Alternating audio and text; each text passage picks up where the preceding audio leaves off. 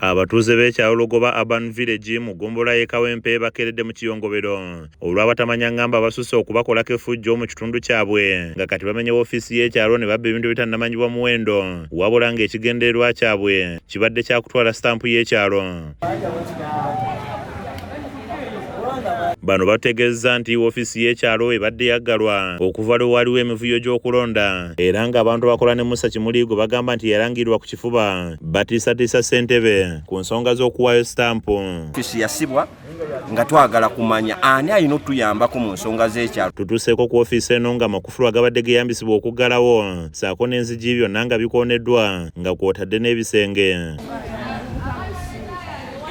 Ekitundu kino tekiddangamu kufuna mirembe bukyanga kulonda kwa ssentebe kukomekkerezebwa era nkati tekirina mukulembeze mutuufu nga n'akalulu tekaaliko amazima kubanga abalonzi tebaabalibwa nga bano baabaleka mu nnyiriri ng'abatuuze balumiriza nti abakulira ebyokulonda nga bayambibwako poliisi balangirira omuntu gwe bagamba ataalina buwanguzi wadde nga kati ekyalo kiri ku bunkenke. Electoral Commission we yakeera tugenze batugambye kulonda nga 28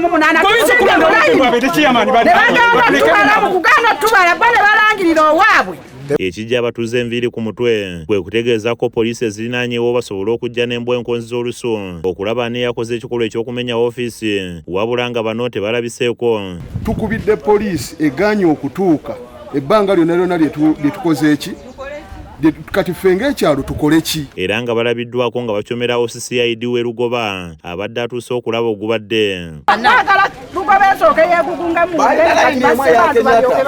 Bano baagala akakiiko k'ebyokulonda okubataasa ku mbeera eno kubanga ekyalo tekirina ssentebe mutuufu akitwala ekiviiriddeko obumenyi bw'amateeka okweyongera. Tusaba bakama baffe naddala abali ku ntikko Electoral Commission basically njogera ku mwami byabakama bemba muvuddeyo ne mbaako ensonga ze musooting naffe mujje ku ground musooting ensonga zino. Zawedde Hindu yakusakidde emboozi eno ku lwa KSTV Agalero.